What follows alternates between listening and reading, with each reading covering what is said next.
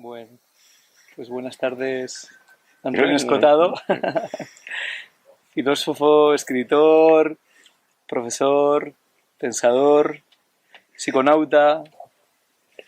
¿Qué tal estás? ¿Cómo estás? ¿Cómo estamos aquí en Ibiza? Estoy demasiado viejo, pero estoy bien, con buen ánimo. Sí.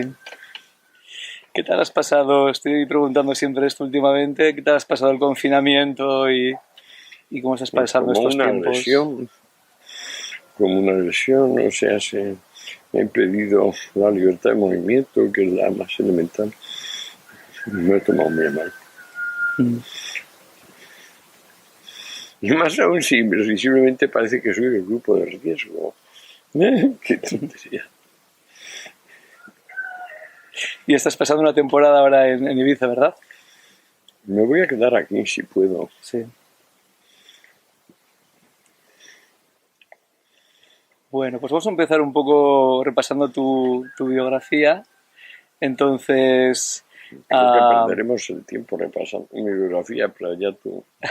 muy rápidamente, pero pasaste tu infancia en Brasil, ¿no? En Río de Janeiro, toda tu infancia hasta los 15 y luego volviste a España.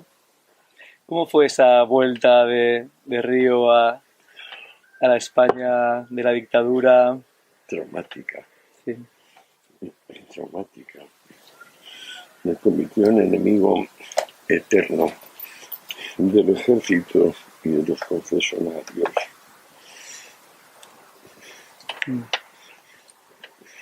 Luego me di cuenta de que el ejército, puede haber ejércitos razonables para condiciones razonables. Pero aquel era un ejército donde no te enseñaban a proteger tu país. No te enseñaban ni siquiera a protegerte a ti mismo. Era nada más que destilar obediencia automática en los reclutas. Y eso, claro, no me gustaba. ¿Y qué te llevó a estudiar filosofía, Antonio? Una vocación.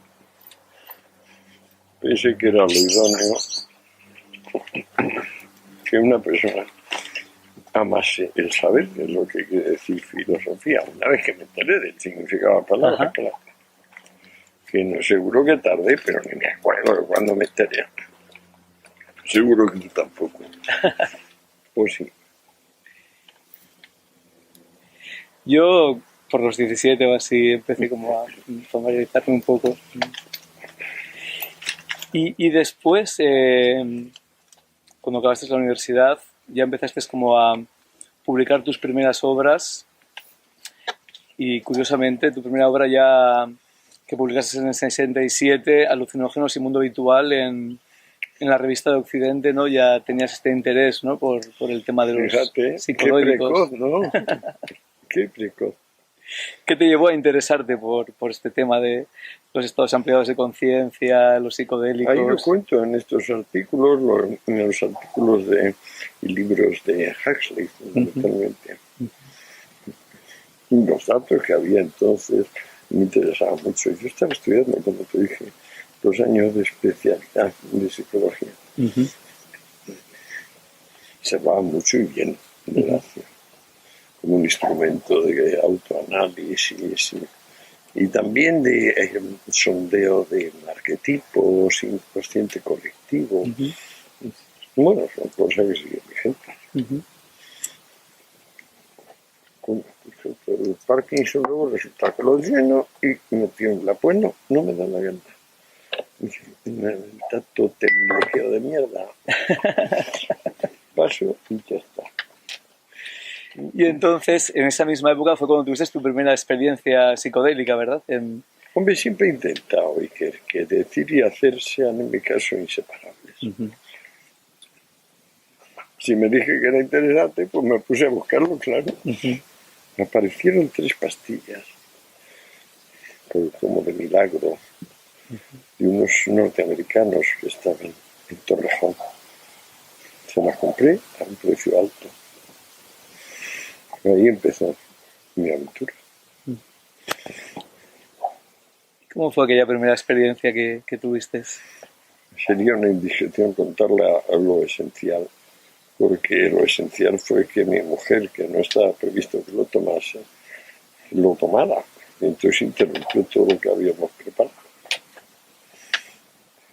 Habíamos preparado por sorteo días antes. ¿Quién se lo tomaría? Porque nos daba miedo, mucho. Y me tocó a mí. Pero claro, a los 10 minutos de haber tomado yo, digo que, ay, pues yo también he decidido tomar. No me gustó el pelota. Los amigos se fueron. Aquello no acabó muy bien.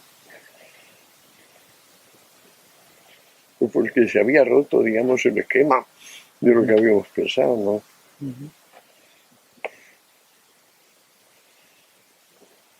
Pero sería una indiscreción seguir con peripecias. Y sin embargo ya ahí se abrió tu interés también a nivel experiencial, ¿no? Me temo que potenció al máximo el viaje. Fue la primera de muchas, ¿no?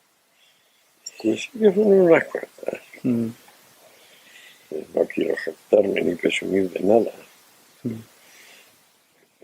Y en aquella época también empezaste a dar clases como profesor ayudante en la Facultad de Derecho y de Políticas, y ahí te juntaste con un pequeño grupo de intelectuales, compañeros. Bueno, Félix Azúa, Fernando Sabater, eran bastante más jóvenes, son bastante más jóvenes, son 6, 7 años, de modo que yo todavía no había terminado la carrera.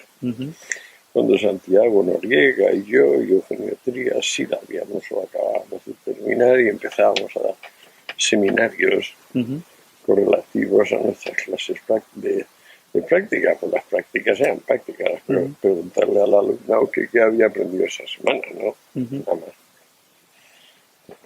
Y también se convirtió en un grupo de exploración, ¿no? Hicisteis también exploraciones psicodélicas. Prácticamente todos. De Félix no lo sé a ciencia cierta, de los demás sí. Y después, esas primeras publicaciones que comentábamos antes, ¿no? Tu tesis doctoral sobre Hegel, la filosofía moral de Hegel. Sí, ahí es que me la paralizaron. Mi primer libro aparentemente es Marcus y Utopía y Razón, pero es como 6, 7 años posterior. Me encontré un energúmeno como decano de la facultad y dijo que Hegel era protestante y el origen de Marx y tal. Yo me tenía alucinado. Me faltó mucho tiempo. Bueno, me retrasó 6 años la lectura de la tesis. Probablemente no hubiera escrito el de Marcus, como sabes, no he querido que se reedite porque lo veo redicho y tontorrón, ¿no? Es el típico niño repelente, niño Vicente. No me gusta. Y sin embargo luego lo publicaste, ¿no? Y ganó el premio de la Nueva Crítica, ¿no? Que daban en aquella... No sé, es un premio de estos. Nunca he tenido premios oficiales y ahora ya es demasiado tarde para dármelos. De modo que si me lo dieran con seguridad lo rechazo. Y paralelamente empezaste a trabajar, ¿no? De funcionario en el ICO, ¿no? Ganarse la vida, coño. Había prometido a mi padre y a mi madre que no me ganaría la vida escribiendo, porque mi padre fue un poquito esclavo de eso. Era un escritor de mucho éxito en la prensa, tenía todos los premios nacionales, los 4 principales. Pero luego al final escribir el típico artículo periódico le resultaba muy pesado. Me di cuenta que es que no debemos vivir de la cabeza, mientras se pueda vivir de un sector de la cabeza. Y lo hice. Yo creo que empezaba a ganar un poco la vida. Pues ahora con derechos de autor, recientemente. Antes siempre tenía otras cosas. Por ejemplo, traducir. Y tras 5 años en el ICO fue cuando decidiste, ¿no? Cogerte la excedencia y venir por primera vez a Ibiza en el 70, ¿no? Creo que por haber tomado el ácido aquel 5 años antes, o 6, mi exmujer vino a venirse a Ibiza, porque si no era muy original lo de dejar un puesto de mucha pela y las seguridades de Madrid, pues las incertidumbres de esto en 1970. ¿Y qué te empujó a venir? ¿Qué fue lo que buscabas? Aventuras, la aventura justamente zambullirte en lo que no es previsible. De hecho, te viniste a vivir, bueno, un 31 de diciembre, ¿no? De 1970 Una casa sin luz ni agua, ¿no? Una noche diabólica que cayó un aguacero enorme y al día siguiente nevó. Única vez que yo sepa en la historia del siglo XX y Vicente. Y al final te pasaste prácticamente 12 años, ¿no? En la isla. 13 13 años. Uh-huh. seguidos, como dicen en ciertos sitios, a pulso. Que fue en esta época, ¿no? En la que te dedicaste a traducir, ¿no? De una manera prolífica, ¿no? Joder, traducí más de 40 libros aquí. Más de 40, claro. Y algunos gordísimos. Por ejemplo, las obras selectas de Bakunin, 2 volúmenes. O Mi vida secreta, fabulosa. Novela porno, la única gran novela porno. Que no es novela, es un diario de todos los tiempos. El único libro que las personas, al cabo de leerse 10 páginas con certeza, usan una sola mano. Es increíble la capacidad que tiene Walter de trastornar la libido personal. Porque es que nunca he visto un hombre tan sincero. Como además de contarte las batallas que acaban bien, te cuenta con la misma escrupulosidad los fracasos, las derrotas. Pues te arrastra inevitablemente y entonces entras en la historia es muy magnética. Sí, que luego contaste en Retratos de un libertino, ¿no? Claro. Esta historia Retrato de un libertino es como una breve reseña o rememoración.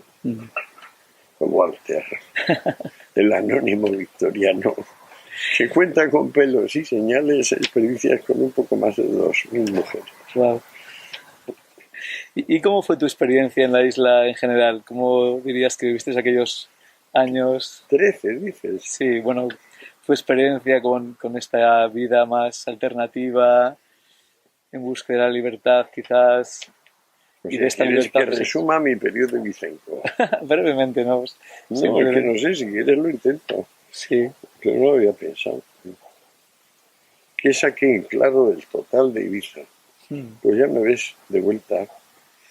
Y al principio, claro, en los años 90, 2000, un pelín de rechazo, sintiendo que, digamos, la isla había aprovechado ciertas ideas, por ejemplo, Amnesia. Pero me había dado un buen palo. Bueno, porque en este periplo, ¿no? Una de las cosas que hiciste, ¿no? Fue precisamente... Pero la culpa fue siempre mía, ¿eh? Todo lo que me ha pasado malo en la vida, la culpa la tengo yo. Y una de las cosas que hiciste en la isla precisamente fue fundar Amnesia, ¿verdad? Esta discoteca Pues que luego se convirtió tan famosa. Era una casa de campo muy bonita, muy bonita. Que del siglo XVIII, no tengo más partes de ella. El primer cubo era del siglo XVIII. Y era grande, tendría como 6 habitaciones o así. Una gran sala. De las casas más señoriales que había en Ibiza. Ahora no queda nada. Tampoco queda el Morero, que era el árbol más antiguo de la isla, con el famoso Olivo España, que está a 3,5 kilómetros por ahí.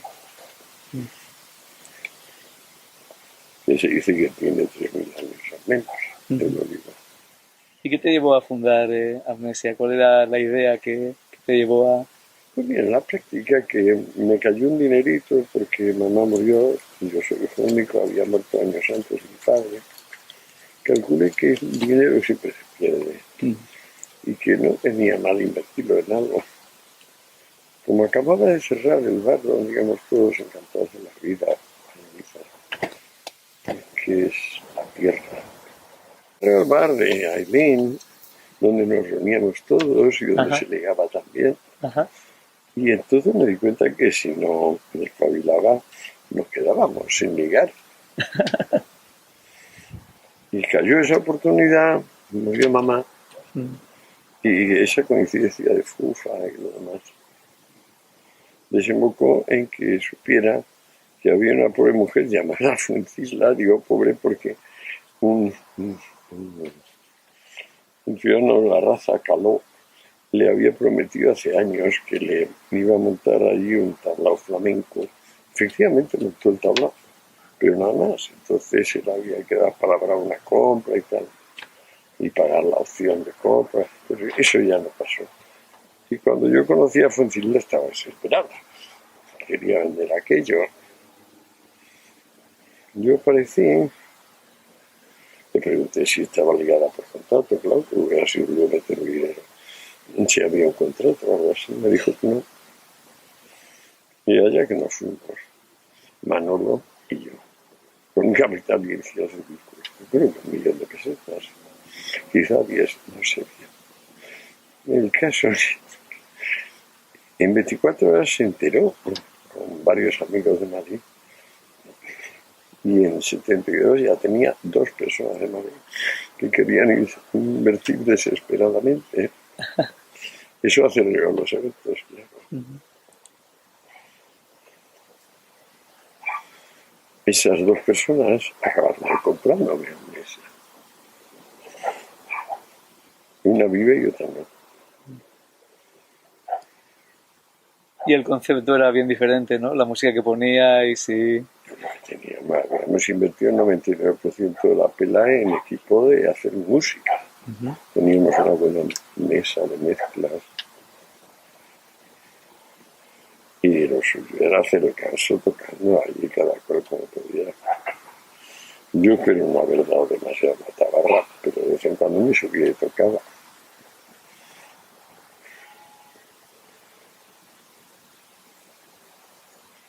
Y también era un espacio donde se experimentaba, ¿no? Con sustancias, toda esta comunidad alternativa, contracultural. No bajo mi autorización, porque si hubiera hecho que se fueran a cagar, que se fueran a su casa a hacerlo. Si lo hacían, pues lo hacían por su lado. Tampoco les perseguía, ¿eh?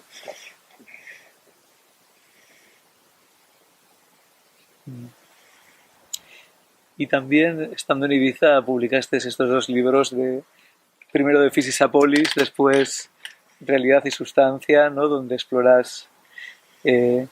Yo me vine aquí con un viaje muy difícil de Madrid a resolver, que es que me quedaría amnésico, es decir, tonto, si no era capaz de formarme una representación conceptual de lo que hay.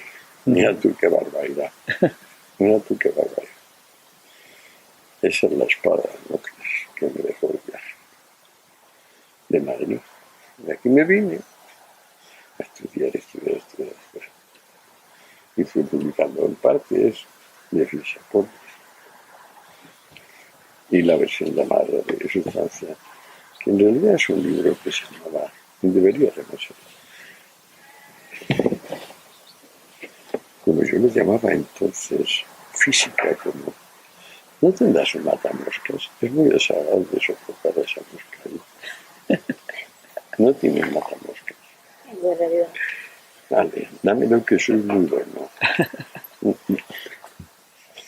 Pues sí. Me decías que tiene que haber llamado el libro...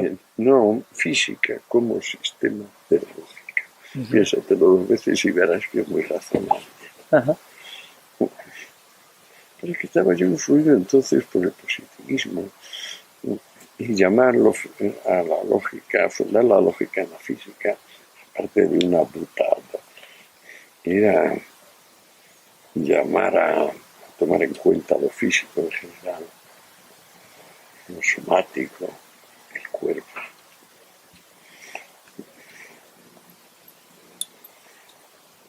Y tengo entendido que además el impulso para... Maravilla. Veréis. Ven, querida. Ay, pues he fallado. Qué lástima. Tengo entendido que el impulso para escribir este libro te vino de una experiencia psicodélica precisamente también, ¿no? Lo que te he dicho, el mal viaje de Madrid. Ah, fue el mal viaje de Madrid El lo que mal te viaje llevó. de Madrid me dejó como rémora el que perdería la memoria, es decir, perdería el sentido, si no era capaz de hacerme una idea conceptual de lo que hay. Creo intelectualmente lo que dije hace un rato. Pero claro, eso es una exigencia demasiado radical, como comprenderán. De modo que aquí requiere a estudiar, a leer, a escribir frenéticamente. Te adoremos. ¿Le diste?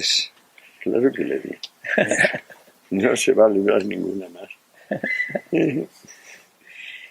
Y te llevó 12 años escribir, ¿no? Realidad y sustancia, Sí, estuviste... sí, sí, Mm, que fue muchísimo. mm, Casi tanto como Los enemigos. Yo mm, soy de obras de largo aliento. mm, Bueno, historia general la tuve, estuve documentándola 5 o 6 años antes de mm, ponerme a escribir la primera línea. mm, Es que eso era un campo completamente virgen, acuérdate. Y lo sigue siendo en cierta medida, ¿no? mm. El de la historiografía.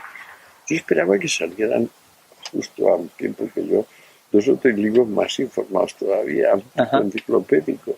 Pues los esperamos. Y también en esta época de Ibiza, bueno, tuviste este incidente que precisamente fue lo que te llevó a poner juntas todas tus notas sobre el tema de las drogas y... Claro, me di cuenta cuando me sentía llamado, pues eso, el traficante, no, el catedrático de ética, que nunca lo fui. Catedrático, nunca me permitieron ser catedrático. Ahí fue la vez única que me ascendieron. Pero el titular de los periódicos era: el catedrático de ética es un traficante de droga dura. Grandes letras. Entonces, durante algún tiempo me sentí un poco acorralado, Mm, porque tenía 2 hijos, una mujer que no ganaba dinero. Pensé que era un fracaso de persona, que me había dejado engañar como un tonto y que iba a dejar indefensos a los míos. mm, Me dolió bastante, mm, pero luego comprendí que la materia era absurda, que mi propia detención era absurda y que podía expiar y devolverle a la sociedad el teórico mal que le había hecho, que no le había hecho mal al alumno, contándole la historia de esto, que lo único que requería es energía en un pringar de las fuentes clásicas y más modernas, donde simplemente apareciese. ¿Qué decía Tucídides? ¿Se puede decir Hipócrates? ¿O qué decía Galeno? ¿O qué decía Marco Aurelio? Y que eso era muy fuerte y nadie podría refutarlo. Y yo más o menos lo tenía investigado por curiosidad de antes. Sabía al menos que había mucho material mm, para que se pusiese a trabajar. mm. Y cuando estaba, digamos, en la cúspide de la desolación, de pensar que el tipo más imbécil dejaba indefensos a sus hijos, se me ocurrió: pero podrás pagar contando esto con honradez y por largo. Y eso es lo que acabó permitiéndome hacer el ingreso en la prisión de Cuenca, donde al pedir aislamiento, es decir, sola de castigo, conseguí que nadie me molestase durante un año, o casi, porque luego me empezaron a obligar para redimir día por día a dar una clase semanal, que luego se convirtieron en 2. Eso me obligaba a cruzar el penal. Es siempre un poco triste todo esto. Personas muy infelices. Y que yo, que estaba exultante, pues me era un rollo malo. Pero vamos, en todo caso fue una experiencia muy positiva. Y saliste de la cárcel con el libro terminado, ¿no? Un libro de Sí, más de 1000 páginas. notorio y con buen dinerito en el bolsillo. Pues hice un buen adelanto de su objeto. El libro vendió una barbaridad enseguida. Mm, Yo creo que el primer año 60.000 ejemplares, que es un récord sí. total para un libro de ese volumen. Mm. Y tengo entendido que, bueno, que fueron Hoffman y Thomas Sachs dos personas que te influyeron mucho, ¿no? En la redacción y elaboración de este libro, ¿no? Ellos me ayudaron teniendo buenas bibliotecas, Ajá. pero ellos no se habían dado cuenta. Tom sí. Tom fue el primero que hizo una especie de pequeño catálogo de referencias clásicas en las drogas. Ujú. Al final de Ceremonial Chemistry, que aquí se tradujo como droga espiritual, creo. No lo traduje yo. Al final empieza diciendo, por ejemplo, 584 aprox. Hipócrates dice que es conveniente usar opio para tales y tales casos. Así, pim, pim, pim, pim, te va llenando como 15 páginas.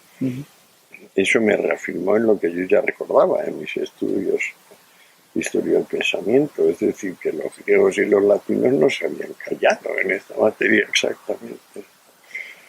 Y que claro, fíjate, si después te has formulado mucho a Horacio, pero luego resulta que no quieres enterarte de lo que piensa Horacio en la ingesta de vino, pues eres un incoherente, claro. Digamos, me estás dando la razón. Cuando yo decía, no vaya a pena saberlo, que son personas importantes.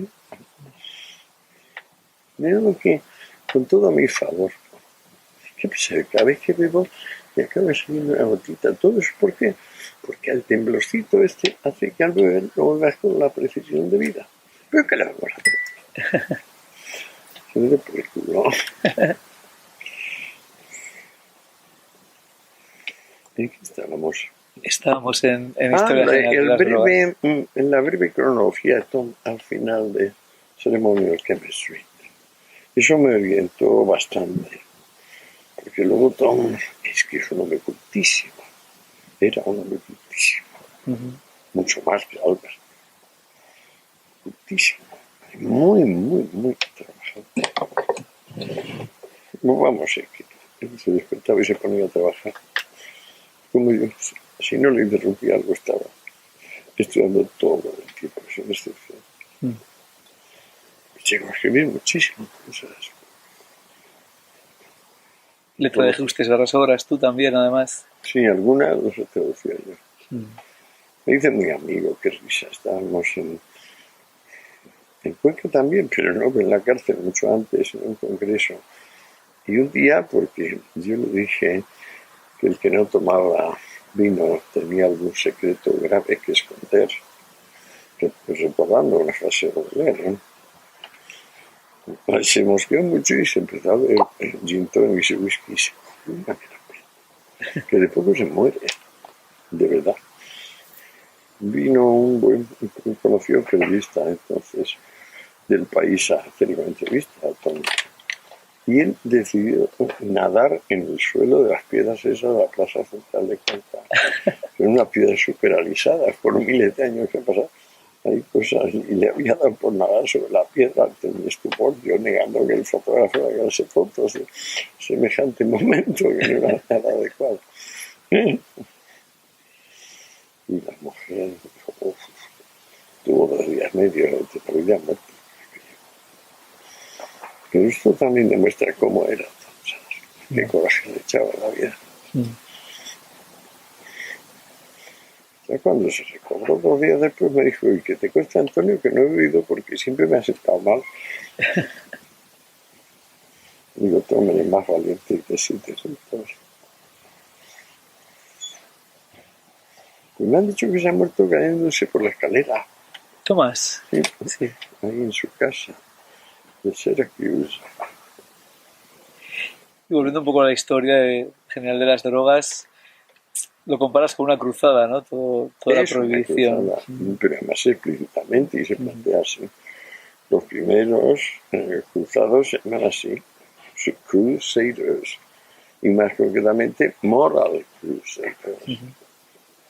El primero es el obispo Brent, el primer obispo norteamericano de Manila, que se lo toma como personal crusade, lo de impedir que se siga tomando opio. En religión y farmacia es imposible separar.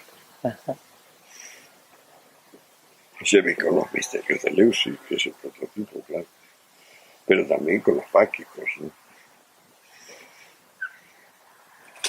Centrándonos en las sustancias psicodélicas o de viaje, como tú las llamas, también hay un uso milenario, ¿no? De estas sustancias, claro, que tú recoges en tu obra, ¿no? Yo creo que sí. Realmente se hunde la noche de los tiempos. Cuando fueron descubiertas cada una, realmente de cáñamo, Dios sabe. El tiempo que hace que alguien se dio cuenta de que aquello comido, bebido, fumado, colocado, ¿no? Y también los registros, ¿no? Para que no lo sabes. Sí, sí, sí, sí, sí. ¿Quién fue el primero que fumó? Yo no lo sé. Ah, no, no, no, no, tampoco. Yo ni idea. Pero es que no me hago ni idea ni por milenio, Ajá. siquiera. Y con la dormidera, como si cosa. Y luego hay registros, ¿no? Desde la hipótesis que el soma era un psicodélico, el soma Sí, védico. lo que pasa es que es una hipótesis de Watson, que es un tío encantador. Ajá. Es loquísimo. Robert Gordon Watson. Es loquísimo. No te digo que un día invitó a Albert y a Jonathan a su boda y no llegó la novia. Ah, sí. Y no llegó ni volvería a llegar. No llegó. Tengo una idea de quién era. Gordon Watson. Presentó unas cosas un poco raras, por lo visto. Ay, pues no ha venido, a lo mejor no viene. En fin, esto no suele pasar en las bodas. Que no aparezca uno de los contrayentes. Definitivamente no. Pero como te mencionabas también, ¿no? Está también esta hipótesis sobre los cielos de Eleusis, donde se dice que también se No, consumía. no es suya. Lo que es suya original y es fundamental, porque se fue ahí a Oaxaca y Ajá. tomó hongos con María Sabina. Ajá. Y es el que ha abierto todos los caminos, el que ha encontrado el manantial haciendo eso. Porque es evidente que María Sabina no se lo ha inventado ella, o sea que viene de una tradición larga por atrás. Y como fue Watson el que encontró a María Sabina y se comió los hongos con ella, pues Watson está en el origen de esta historia. Ahora, luego el libro de Watson, las cosas que decía, de la seta aquella, la manita moscaria. Chicos, yo esto no entiendo, porque a mí no me coloca la manita moscaria. Y a partir de ahí, pues todo. ¿A ti te coloca? No le he probado todavía la manita. ¿Tú lo has probado?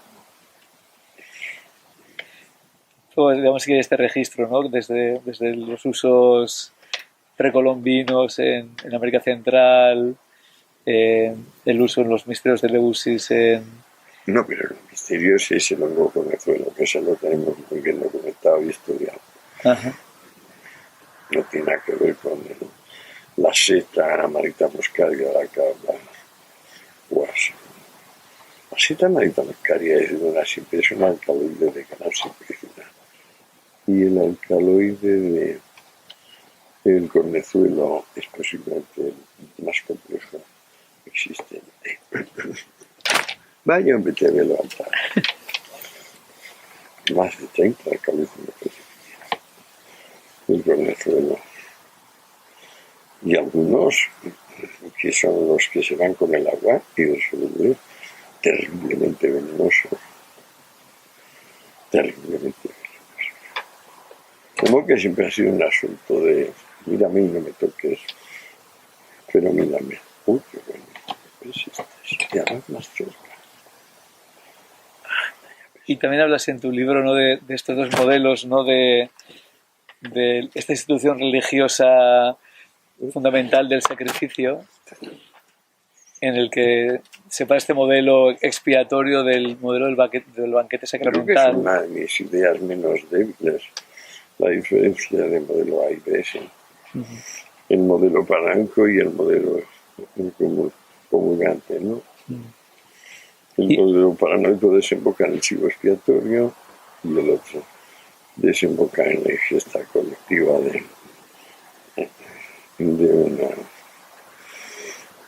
de un psicoactivo. Sí, porque básicamente es lo que comparte, ¿no? El modelo no, la gracia es que es la misma palabra, farmacón o farmacosa. Eso es lo que le da fuerza, digamos, a mi argumento. Ajá. Que es exactamente la misma palabra, claro, y le cambias la consonante final. Y lo uno es comulgar con unas drogas y lo otro es encontrar el líquido al archivo expiatorio. Vamos, lo otro es el archivo expiatorio. Y es curioso. Qué interesante. Y es que justamente estos dos modelos se hubieran combinado, ¿no? en este modelo Bueno, en la están no cruzada. combinados, están aliterados. O sea, hay una cruzada contra los que comulgan. Ajá, vale. Y volviendo justamente a las drogas visionarias, hay como este hiato, ¿no? de siglos prácticamente, ¿no? Desde que desaparecen los misterios de Eleusis, con algún intervalo en Occidente, como puede ser el uso por parte de las brujas y los hechiceros. No, en realidad no hay intervalo, ¿eh? No hay intervalo. Pues ya lo ves al mencionar tú las brujas. Lo que hay es un intervalo léxico, es decir, la gente se muere de tal forma de hambre entre el siglo V y el siglo X Ajá, que no hay testimonios ni de eso ni de nada más. O sea, por eso se llaman siglos oscuros, porque no hay testimonios escritos. pero ¿tú crees que realmente, incluso después de la pérdida de los misterios, no se perdió el uso de los psicodélicos y los Hombre, enteógenos seguro en que se Occidente? perdió, claro. Sí. No, eso estaba. Mira, ahora me acuerdo además de la fecha porque pues, acabo de publicarlo en Hitos del Sentido. Fue el año 348, cuando Teodosio promulgó su edicto de cristianismo como religión obligatoria. Ajá. Y a partir de ahí, claro, es lícito y debido perseguir a cualquier pagano. Y entre las razones para perseguirlo está buscar meros síntomas, pues se supone que el pagano va a querer escapar y que tú no le captes, ¿no? No descubras. Entonces, por ejemplo, cualquier religión que tenga una ceremonia nocturna, es que está tomando setas, o está tomando cornezuelo, o que está tomando la madre que lo parió, está tomando algo prohibido. Ten en cuenta que las comuniones, claro, sustanciales, fastidian, contradicen la comunión formal, que es la que se reparte en las iglesias, que es el credo, el dogma. Eso es lo que se come, digamos, frente a lo que comían los peregrinos de Eleusis, etc. O sea, lo uno era una experiencia individual, imborrable, una vez en la vida. Y lo otro es también una vez en la vida que se termine de convertir al infiel en catecúmeno y se aprenda completo el dogma, sepa rezar el Ave María y algunas otras oraciones, fundamentalmente que se sepa que lo existe. Eso es lo que se ofrece como comunión. Y claro, el tipo de comunión alternativa pues es fastidioso, porque las personas se llaman engaños. Ah, pues yo estaba acostumbrado a pegarme un colocón enorme en este caso. Y aquí ahora lo que hace usted es enumerarme media página de escrito. Creo en un Dios Padre Todopoderoso, Creador del cielo y de la tierra. ¿Te lo sabes? Ajá. Sí. Casi todo el mundo se lo sabe.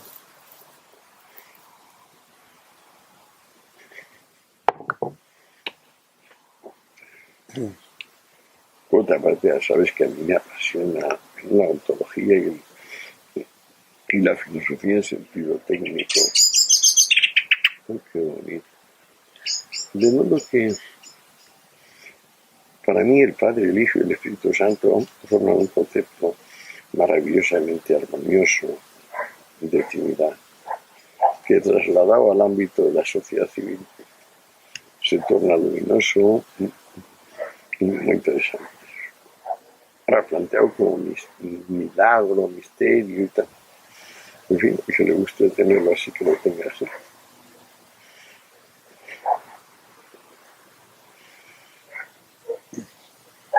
Pero fue que en aquel año entonces 348 cuando realmente... 348 cuando publica Teodosio su edicto. 348. Fíjate que en el 313 es cuando se publica el de Tremendo de Constantino, donde deja de ser perseguido el cristianismo y el imperio se declara cristiano, pero sin conseguir para nada al politeísmo, para nada. Bueno, y además en aquella época la versión cristiana que prima es la de Arrio, que es la mantenida por el propio Constantino y sus hijos. Luego pasar de Arrio a San Atanasio y todo esto fue un periodo como de siglo y medio de graves luchas intestinas, de obispos con obispos, ciudades con ciudades, individuos con individuos. El famoso asunto del filioque, vaya. O sea, si la expresión filio lleva que o no. Y ahí finalmente se concentra todo y se matan literalmente a miles todos los días por el filioque. Lo cuenta muy bien Hegel en sus lecciones, tanto de filosofía de la historia universal como de historia de la filosofía. En ambas dos lo cuenta con buen detalle, muy interesante. Filioque. De la que dependieron, pues no sé, a lo mejor 100.000 muertos. Wow. Y él dice, no sé cómo, de repente en Alejandría y en Bizancio se multiplicaron por miles los teólogos. Y unos explicaban a otros que el que procedía y otros que no procedía. Y parece que los llevaban luego a las manos y al cuchillo. Y a la mañana siguiente aparecían las ciudades sembradas de muertos. O a favor del cuerpo o en contra. Fíjate hasta dónde puede llegar la estupidez humana. ¿Qué extremos de barbarie?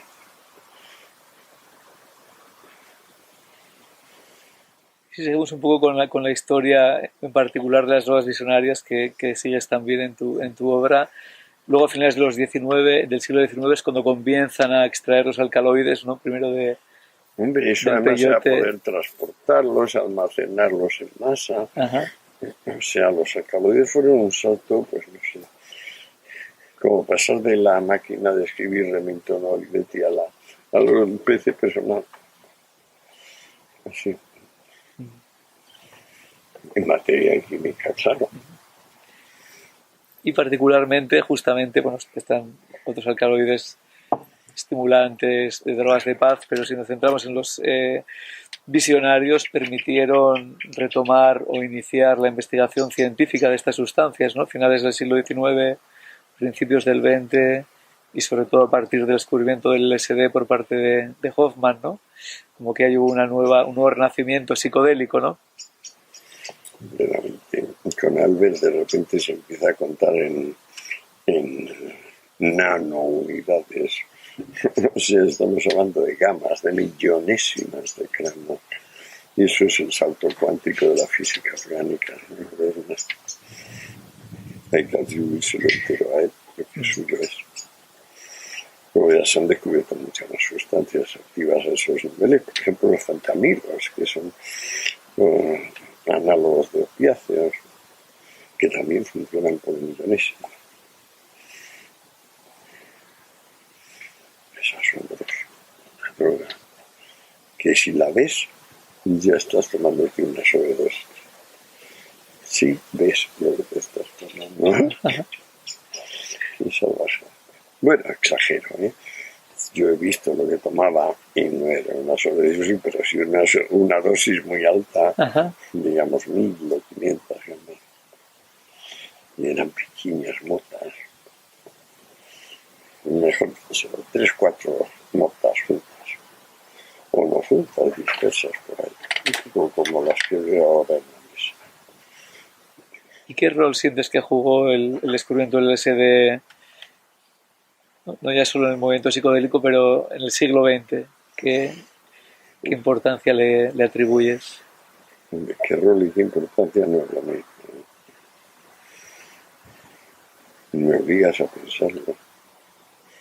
Porque no se me había ocurrido planteármelo. Porque no solo del ácido, o sea, yo siempre he estado tomando, en parte probablemente también con psilocibina, alternado con psilocibina, que también es muy cómoda. Y yo lo veo casi separado, indiscernible. ¿Eh? Es uno de los. Luego me contaba películas de que si tomaba psilocibina veía templos aztecas, pero me parece que eran películas. He estado revisando esos recuerdos, no me fío.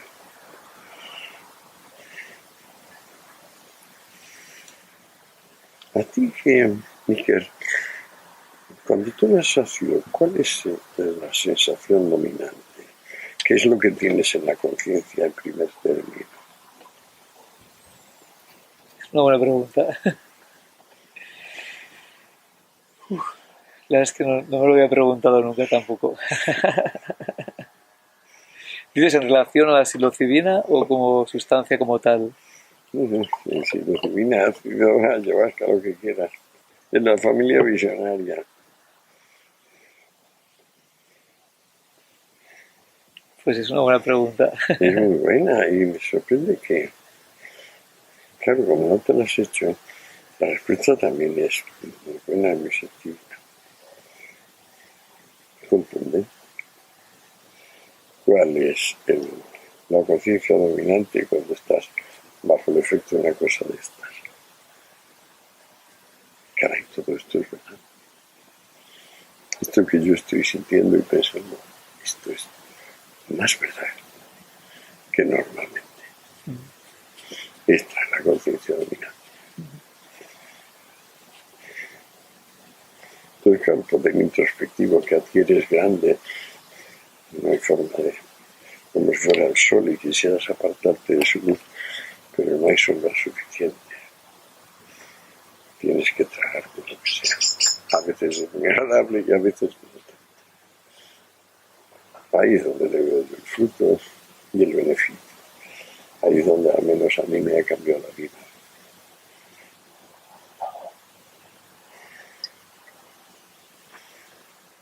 Es interesante, ¿no? Como en este periodo en el que tú escribes Historia General de las Drogas, en pocos años, ¿no? La versión original de Historia salió en el 89, el Tikal de Sulgin salió en el 91, después el Tikal en el 97, el Farmacoteón de Olt en el 93. Es que Parece me que dio está... una amistad muy intensa y muy íntima y vernos mucho. Jonathan y yo, y por eso empezamos a vernos mucho también con Sasha. Ajá. Y se multiplican en cierto modo las reuniones con Albert que se une, y entonces, pues eso, en esos años no vemos mucho, en los finales de los 90, no, principios de los 90. No vemos mucho todos. Y yo, como Sasha está trabajando intensamente, pues claro, nos llegan por él 5 megas de IPT, 2 CD, MDA. Si pudieses como experimentar con diferentes psicodélicos. Sí, Sasha debía tener como 8 amigos ahí que cuáles iba repartiendo material, porque, claro, no es lo mismo tu impresión. Ian también tomaba, yo no conozco unas horas que tomase, Sasha que no tomase. Y realmente es como que estos 10 años, ¿no? Es como realmente creéis como una ilustración farmacológica, ¿no? Sí, claro. Con estos volúmenes, ¿no? Historia general de las Y drogas. Sasha y Jonathan y Albert proporcionaban, digamos, un arsenal psicoactivo que ahora no se ha vuelto a ver. Simplemente no se ha vuelto a ver. Por pureza, edición. Bueno, quizás podríamos sumar el Plantas de los Dioses, ¿no? De Hoffman y Schultes a esta tríada de tu Luego historia estaba general. Rack y su novio, que el novio es uno de los hombres más inteligentes y buenas personas que yo he conocido, y ahora un crimen, no he olvidado su nombre, era mucho más inteligente y culto que Carl Rack, y que Rack me perdone. Pero de repente se me ha ido su nombre. Este nos ayudó a todos mucho porque es un hombre que hablaba griego, hablaba latín. Yo no he visto nunca un escolar de ciencias muertas de ese nivel que tenía este hombre. Y murió muy pronto del SIDA.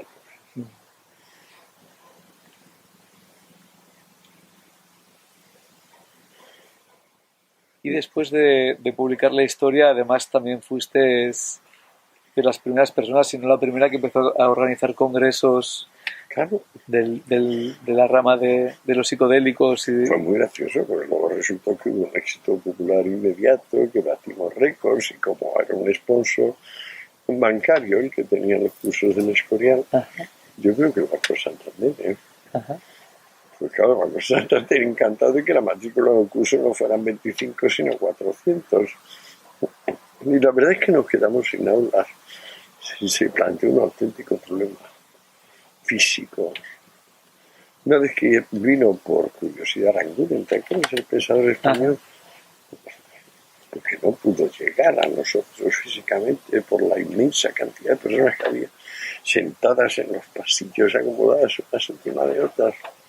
En el año 92, en el año 93, en el aula magna de aquella universidad absurda del Escorial. Increíble. Y inspiraste a toda una nueva generación de investigadores, ¿no? Juan Claro, Carlos no, Uso, José Carlos Bouso, sí. incluso José María Fericla, que también estaba arrancando en aquella Y época. el más profundo de todos, Enrique Ocaña, que todavía vive y que ya tenía por entonces publicado algún libro muy interesante y ha seguido publicando libros. Lo que pasa es que Enrique es muy autodestructivo. Enrique Ocaña es una de las grandes cabezas que España ha producido en el siglo XX, una de las poquísimas grandes cabezas.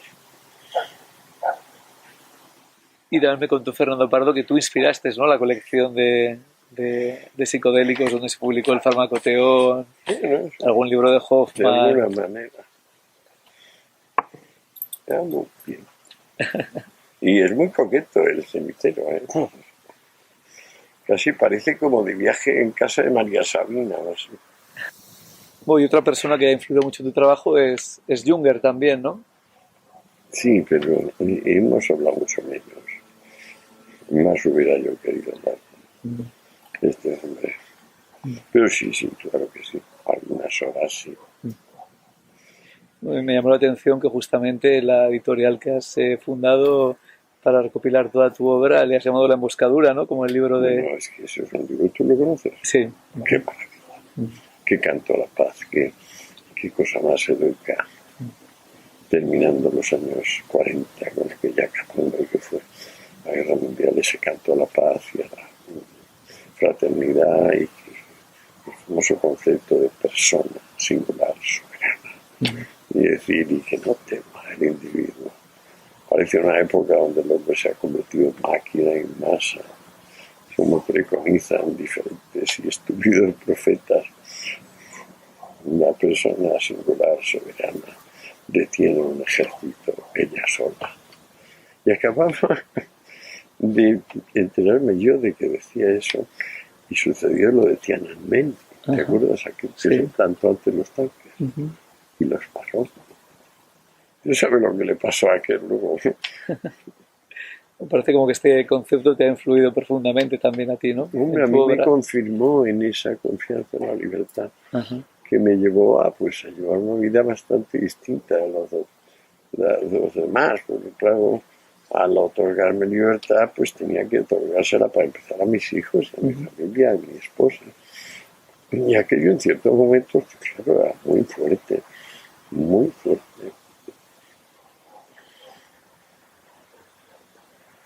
Pero ya ves, aquí estoy quejándome de fui fan, pero me he convertido en un quisquilloso.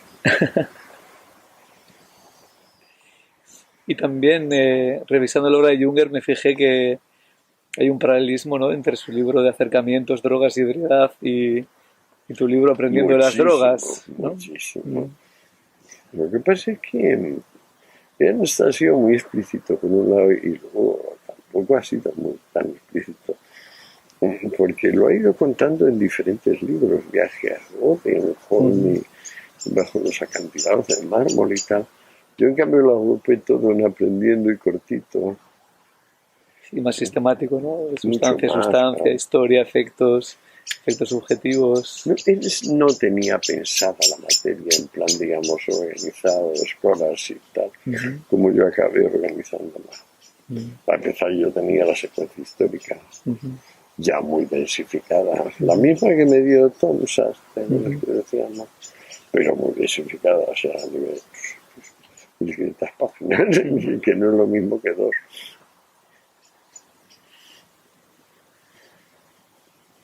Pero eso es lo mismo, la relación del hombre con lo que cambia el ánimo. Yo es que veo, bueno, quizá que, bueno, seguro que no. El concepto nuclear que se prepara y desarrolla y se presenta en realidad y sustancia como único hallazgo es el de ánimo, precisamente. Donde hay una cosa y un ánimo, llega a decir el libro. Y es que es cierto, a mi juicio, siendo lo inmediato un flujo de conciencia, pues yo no sé si te das cuenta de que todo lo que hacemos se puede ver un flujo de conciencia personal, ¿no? Pues es que no solo es un flujo de conciencia, es que es un flujo de conciencia animado. Es decir, estás de buenas, de malas o regular. Y esto bien podría ser estar de buenas, de malas o de regular.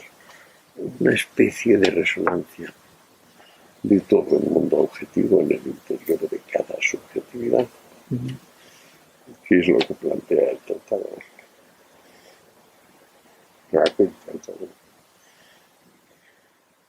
Y también me llamó la atención, en realidad, sustancia, esta conexión que haces en el prólogo con la idea de las teorías de complejidad, el trabajo de Prigogine, de la estructura disipativa, de la autoorganización, que en aquel momento no conocías porque prácticamente no estaba, ¿no? Bueno, a mí me confirmó muchísimas cosas a posteriori. Yo digo, Dios mío, cuando leía Mandelbrot a Prigogine no estaba tan descaminado cuando escribí Realidad de Sustancia. Y tuve aquella oportunidad ridícula que me dio, que la gente confundió, como tenía éxito historiadoras, confundió la piedra de la luna que sale en la portada de la primera edición de Taurus con una piedra de hachís, palabra. Y eso hizo vender una edición entera. Nunca se ha vendido una edición entera de un tratado de metafísica. Pero como el título también sustancia, pues pensaron que era como una prolongación de Aprendiendo las Drogas, o algo así. Los bastantes como para que Taurus imprimiese. ¿Cómo son las cosas, verdad?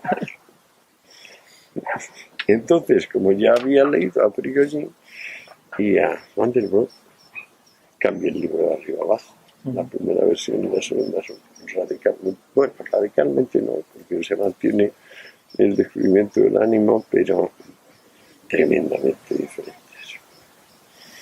O sea, quiero decir, yo creo que de cada 4 páginas, de cada 4 líneas de la primera versión, hay o 4 diferentes o 2 diferentes en la segunda. Salvando las inmensas distancias, porque el libro de Kant va a quedar para siempre y es un prototipo. El mío no va a quedar para siempre y es un prototipo. También Kant cambió completamente la primera y la segunda edición, con 15 años que le dieron de diferencia.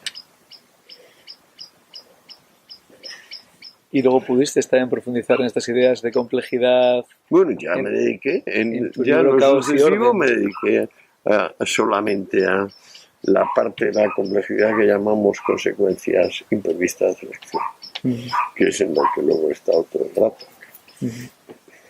Desde caos y orden a los enemigos del comercio, ahí está el sentido. ¿Y qué importancia tiene para ti la idea de autoorganización en este pensamiento complejo y en tu pensamiento? ¿Qué importancia tiene la idea de la autoorganización? Bueno, es el eje, ¿no? O sea, el concepto de la complejidad es un orden que no depende del designio consciente. Bueno, pues si no depende del designio consciente, pues es que se va haciendo cada instante. Este hacerse es la autoorganización.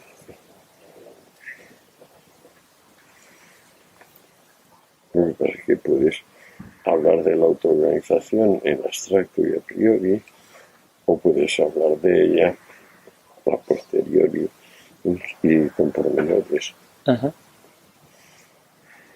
Eso debe dar cada historia determinada, como por ejemplo cuando me puse a referenciar la historia del comunismo, ahí tienes el pormenor. Pero el comunismo en y por sí pues es parte de un fenómeno de autoorganización, claro, pero es la más severa respuesta negativa a la autoorganización. Es como decir, no de autoorganización nada. Hay un omnipotente que lo ha legislado todo, no te muevas ni un centímetro. Mira y a ver qué te mandan. Yo en mi propio trabajo, basándome un poco en Grof, hago esta conexión precisamente entre la experiencia psicodélica, ¿no? la que tú describes como esta primera fase de vuelo y esta segunda fase de muerte y renacimiento, siguiendo a... Es que el vuelo es fundamentalmente que subes y si intentas parar es peor. Ajá. No sé si te ha pasado a ti. Sí, sí, sí. Y has hecho lo mismo que yo, soltar, ¿no? Y decir, vale, que suba luego, que suba. Y luego esta segunda fase, ¿no? De disolución del ego, que es una muerte y renacimiento, ¿no? Es la más creativa. Ajá.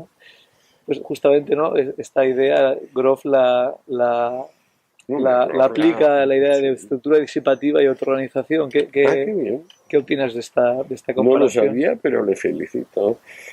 Tampoco es tan difícil, digamos, una vez que se han pensado las cosas, pero es decir, una vez que el Prigogine te ha deparado el concepto de estructura disipativa y que Mandelbrot te ha explicado la geometría fractal de la naturaleza, no es tan difícil hacer el nexo, pero si no hubiera ese puente sería un salto en el vacío brillantísimo, porque luego se recupera, es decir, es evidente que la autoorganización no es solo una idea, es una realidad para algunos de nosotros. Una experiencia. Por ejemplo, para todos los que hemos viajado y hemos vuelto, sin decir que nos hemos vuelto a bajar a hacer cosas. Y también, ya que hablamos de Groff ahora, y voy yendo un poco a mi terreno, que es la psicología transpersonal, que más el concepto de transpersonal quiere decir más allá del ego, ¿no? Más allá de la personalidad, ¿no? Claro, claro. También hay una dimensión transpersonal en tu trabajo, ¿no? En tu obra. Es principal. Ajá. Yo creo que incluso se podría hablar de que esa dimensión es la única educada. Ajá. Porque si no, las personas se pueden hablar de cosas tan privadas que a nadie le pueden importar. Desde esta metafísica y ontología que hiciste en realidad de sustancia, hasta todo el trabajo sobre la frenología de las sustancias, Sí, de las drogas. Como los nervios, nos podemos hablar con algunas personas y no hay manera de que no acaben hablando de sí mismas con nombre y apellidos, o de su familia, o de lo que acaba de pasarle con su empleo y tal. Es pesadísimo. Ajá. ¿No te parece? Sí. Y la filosofía y especialmente la metafísica son transpersonales por definición. Claro. A mí me encanta el terreno transpersonal, me parece el terreno donde están las personas bien educadas. ¿Y cómo dirías, Antonio, que han influido tus experiencias psicodélicas a nivel personal y a nivel profesional? Me he dado cuenta que cada vez que decimos a nivel, se solucionaría la frase convirtiendo aquello mencionado después de a nivel en forma adverbial. O sea, en este caso, ¿cómo te han influido personalmente? Ajá. Pues se dice a nivel personal. Y se dice a nivel de muchas cosas, te has dado cuenta, ¿no? Y claro, a nivel de ocupa más espacio que ponerle a personalmente. Pero que yo sepa, el contenido cambia una milésima. ¿Que cómo me han influido? Dios sabe. Hace tiempo que dedico poca atención a la familia visionaria. Hace pocos días, sin embargo, vino un buen amigo y me trajo lo que él llama lágrimas, MDMA, de éxtasis. Disfruté bastante. Tomé pues 2 o 3 tomas en una tarde muy agradable. Todavía me queda un poco.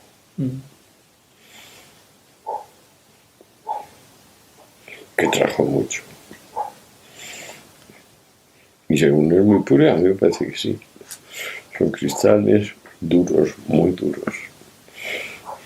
Hay que pegarles con un martillo para romperlos.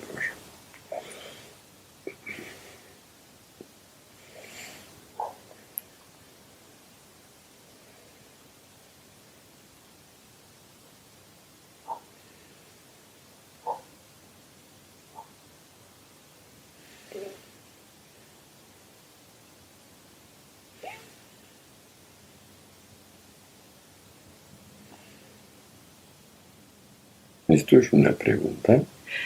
No, te preguntaba esto, lo de personalmente, ¿cómo consideras a nivel y profesionalmente que te han influido? Te contesté cambiando el a nivel por el final de mente. Ajá. Y luego te dije,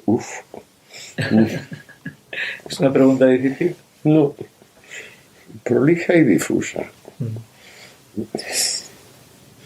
No se me ocurre nada que valga la pena por mi parte a propósito de eso. ¿Y cuál dirías que ha sido el hilo argumental de tu obra y de tu pensamiento?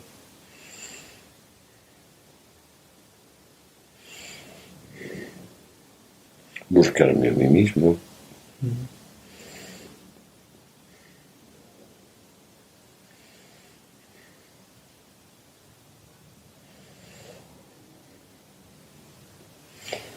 Conseguir, quizás es vanidad decirlo, en algunos ratos, quitarme de medio, en el sentido de borrar la importancia personal que decía el bueno de Carlos Castaneda. Qué a gusto estaba borrando la autoimportancia, plenamente abierto al mundo.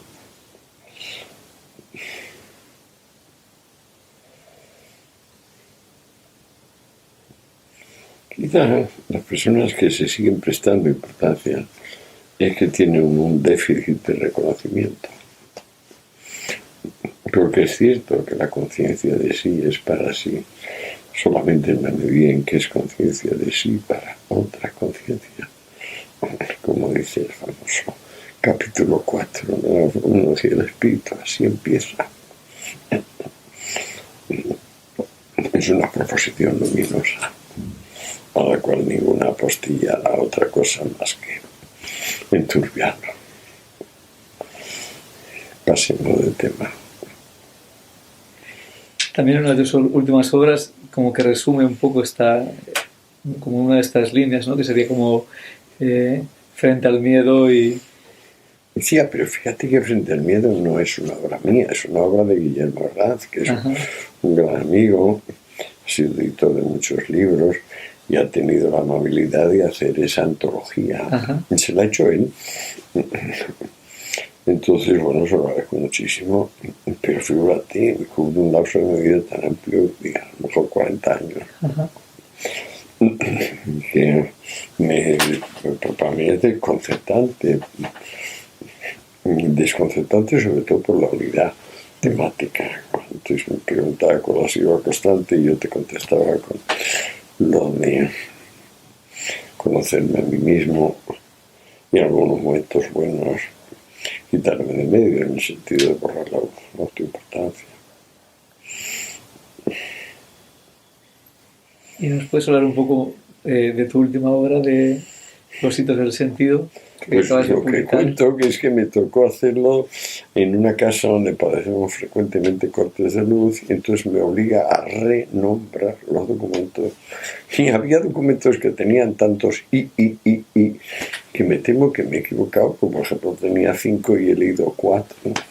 Y cuando ya tenía impresas las pruebas de pasa, me di cuenta de que me había enviado en material superado por mí mismo. Y eso me obligó a corregir manualmente con este lamentable estado de manos que tengo. Y bueno, los pobres correctores de imprenta han sufrido lo indecible, no más que yo a la hora de hacer las correcciones, pues son sobre las páginas, sobre las alegadas. Eso es casi lo más divertido que hay respecto a dicto del sentido. Con un poco de suerte se venden estos ejemplares de la primera edición y yo poder meterle y quitar las comas, que ya se las tengo metidas y quitadas, porque es lógico, bastante bien le ha quedado el trabajo a los correctores de pruebas, les pasa, pobrecitos. Pero sí son las cosas, chicos. Yo hago lo que puedo. Me gustaría poder obligarme más, pero no lo logro. ¿Y crees que sería importante que se recupere un poco todo este pensamiento de los filósofos griegos en el momento Algunas presente? cosas sí. Diría que todas. Diría que nada ha quedado anacrónico. También fue tan fugaz aquella experiencia helénica, porque todavía en el siglo I y I después de Cristo, seguían luchando los reyes, los monarcas estos de la línea mitridática, porque se mantuviese el helenismo y no triunfase por una parte el neoplatonismo y por otra el cristianismo. Pero no pudieron, es decir, fueron vencidos en toda la línea. También intento contar esto en Hito del Sentido al final. Las últimas 100 páginas de Hito del Sentido intentan contar cómo es posible, pero cómo realmente sucedió.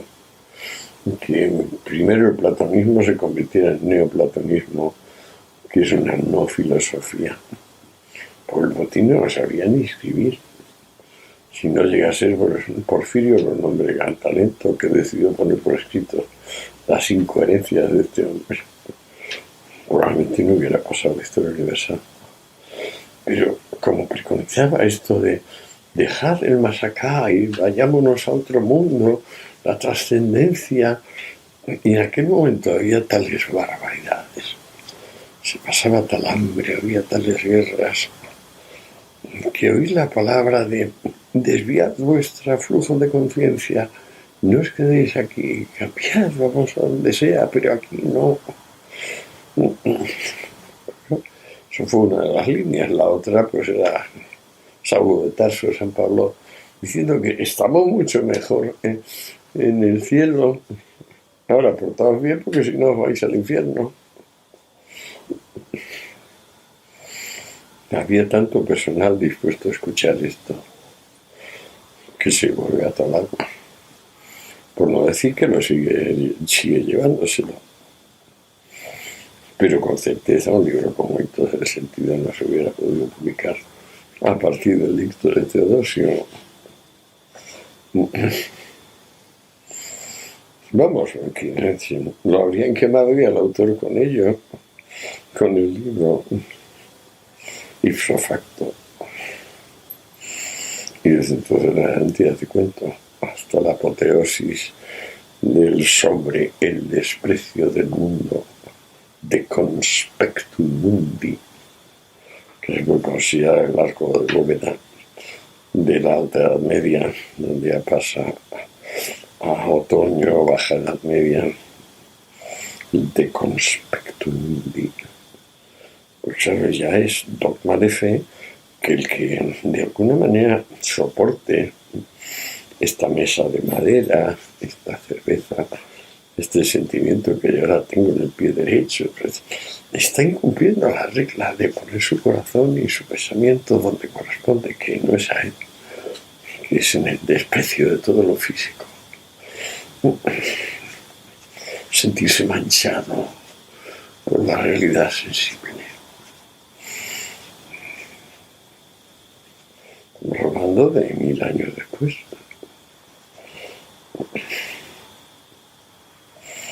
Sí. ¿Hasta qué punto eso no fluye y refluye constantemente? ¿Hasta qué punto la conciencia de las personas está dispuesta a borrar la autoimportancia personal?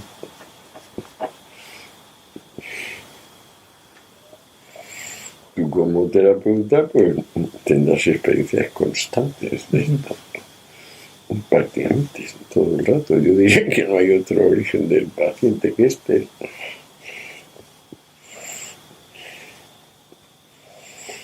¿Y tú qué haces? ¿Cómo tratas la autoimportancia? ¿Qué le dices? A los clientes. Bueno, lo primero que tengo que hacer es borrarme yo de la ecuación, sí, y quitarme mi propia autoimportancia. Y a partir de ahí, pues ayudar como puedo, acompañar a la persona en su proceso. Pero le dices en algún momento, ¿tú estás enfermo de autoimportancia? Normalmente no soy tan confrontativo. No, pero si no confrontativo, sino terapéutico, porque ¿cómo le quitas ese mal rollo encima si no? Sí, en ese sentido sí, o sea, en ese sentido de quitarle importancia a su neurosis, sí. Bueno, y maneras y herramientas de hacerlo, aunque hay algunas personas que necesitan sentir un poco más de autoimportancia. for a while o para siempre, porque si es para siempre... For a while. For a while. Esto sí. Es lo que pienso, y tú estás ahí para que sea for a while, Sí. en vez de permanente. Hay personas que ocupan tan poco lugar que necesitan ocupar más lugar en el mundo. Y hay otros que ocupan tanto que necesitan ocupar menos. Pero es muy variable. Recuerda la frase, el saber no ocupa lugar. Te quería preguntar también, un poco recogiendo esto más, el trabajo que hice en este libro que te regalé de los psicodélicos, ¿Sí? que ¿no? Estamos evolviendo, ¿no? Como este nuevo renacimiento psicodélico, sobre todo en la parte de la investigación, de la reintroducción posiblemente en la psicoterapia de estas sustancias. El problema es que nunca pensamos y que esto se iba a dar a pacientes. Ajá. Siempre pensamos que el que iba de paciente psiquiátrico no debía tomar estas cosas. Ajá.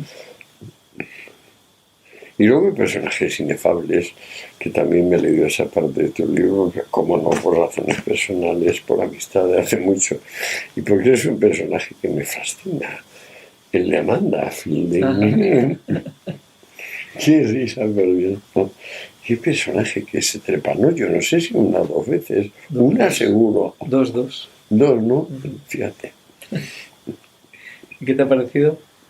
Hombre, yo siempre le he preguntado, Amanda, ¿te encuentras mejor? Y nunca he obtenido una respuesta contundente. ¿Te la ha dado a ti? Porque en lo que contesta a ti no dice ni palabra de eso. Ajá. No sé si sobre su propio proceso. Sobre si se han sentido mejor o peor. No creo que se lo preguntara directamente en la entrevista. Por eso, pues yo he estado leyéndola con detalle y no. Ajá. Veo que empieza a decir que ahora, gracias a Dios, hay financiación para estas cosas y se pasa a estudiar y tal, pero la cosa concreta de, y a ti te viene viendo agujerearte el cráneo, eso se lo he preguntado yo, pero tampoco he conseguido respuesta. ¿Tú qué crees? De la trepanación no quise preguntarle tanto, le pregunté más por su otra vertiente, pero...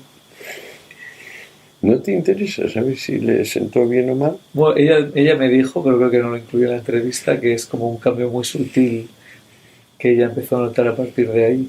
Yo creo que es eso. Lo más que te dice es que fue tan sutil que está igual que antes de hacerse. Pero Bueno, lo ha hecho dos veces. Lo otro que ha hecho ella, pero esto va a ser un de récord, no sé si sabes que ella ha estado haciendo series de tomas de psicodélicos progresivas, que empezaba tomando 100 micras, pasaba a 150, luego a los 100 días consecutivos. 100, 150, 200, 250, 300. Pero mi experiencia es que en 8 o 9 días te insensibiliza. Y a los 9 días paraba. 4 no, días. Es que estás insensible. A los 9 días Albert decía tomar 2 miligramos y no las notas. Pues hacía esta progresión, unos días paraba. Eso ya lo dijo, eso lo tiene escrito Albert. Albert tiene investigado ese campo hace muchísimo tiempo, ahora 60 años o así. Tiene un articulito sobre la tolerancia instantánea, Ajá. que es lo que produce el ácido usado una semana seguida. Ajá. Me sorprende que no lo menciona nada. Mucho. ¿Y qué rol crees que pueden jugar si ¿En el futuro? Los psicodélicos en el siglo XXI? ¿Qué rol crees que pueden ocupar? Dios lo sabe. Para lo que llamamos el demos y que los romanos llamarían la plebe, yo creo que la cruzada ha ido introyectándose. Es decir, hace 50 años, o más bien 80, se la creían algunos jueces, los cruzados y algunos policías. Ahora creo que los jueces y los policías no se lo creen, tampoco los políticos. Pero en cambio, lo que Nixon llamaba mayoría silenciosa, los romanos llamaban plebe, sí que se lo cree y lo defiende con uñas y dientes. Entonces es un fenómeno de introyección no exactamente estimulante para los que vienen a decir que en esta materia lo mejor será restablecer un mercado libre y controlado de drogas. Solo si es un mercado libre puede estar controlado, como está controlado, que sé, los restos de los alimentos y la medicina. A mí me parece que es interés público que haya un control de calidad y se sepa que está tomando uno en cada caso. Pero claro, eso es, la mera mención de eso, pues eso quizá es apología de la droga.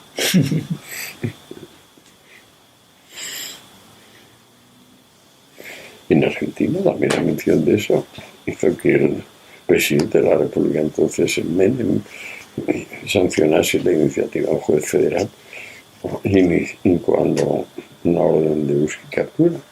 Lo que parece que no tenía presente que en vez de escaparme iba a comparecer, que ya el juez concreto que me tocó pues me absolvió inmediatamente con todos los pronunciamientos favorables y se acabó todo.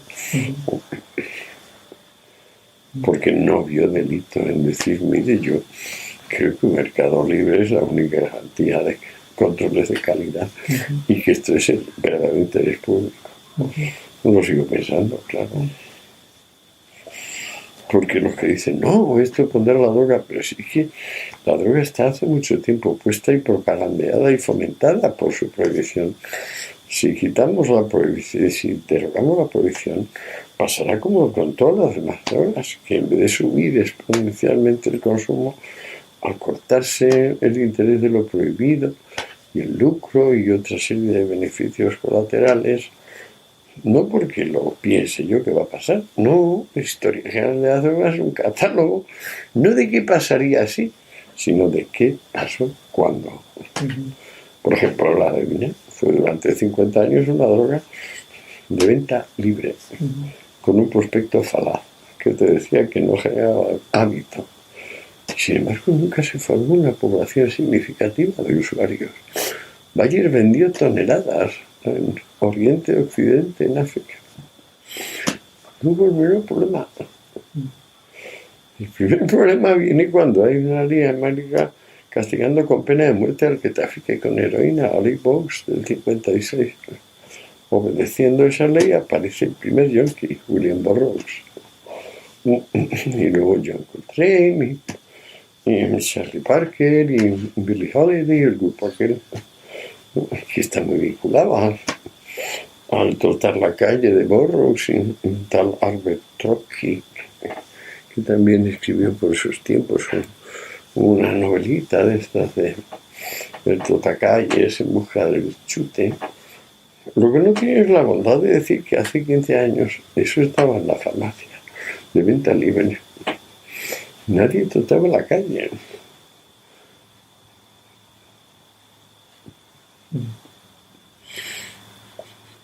Yo me he hartado tanto de decir esto y de mirar la cara de la gente cuando lo dices y darme cuenta que lo que están diciendo por dentro es, me da igual lo que dice este imbécil, no es verdad lo que dice este imbécil, piensa en cualquier otra cosa, esto no ha sucedido nunca ha estado la heroína de venta libre en todas las farmacias del mundo vendida por Bayer con un prospecto falaz, nunca ha pasado. Aunque Historia de Drogas abunda en fotos del producto, especifica los reglamentos de farmacia, estas personas que me están oyendo están diciendo, es mentira, este tío miente, esto no es verdad, esto que dice este tío, no me voy a acordar de lo que dice este tío. Así llevo 50 años. Es muy curioso. Yo creo que el fenómeno lo llamaba Freud denegación, ¿no? En términos primarios, o sea, denegación en el sentido reino, hacer algo, en el sentido del fer es quitar, denegar. Cada vez que llega ese dato a la conciencia, se le en el inconsciente.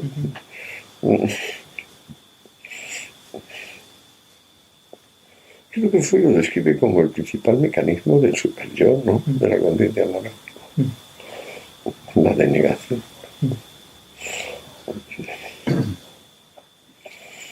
Bueno, y eso es todo. Como si quieres añadir algo más, Antonio. No, yo ya he hablado demasiado, menudo rollo el señor. Estoy harto de oírme hablar. Muy interesante. Muchas gracias por tu tiempo, Antonio. A ti por interesarte en mis Espero que ideas. podamos seguir esta conversación en otro momento. Sí, sí.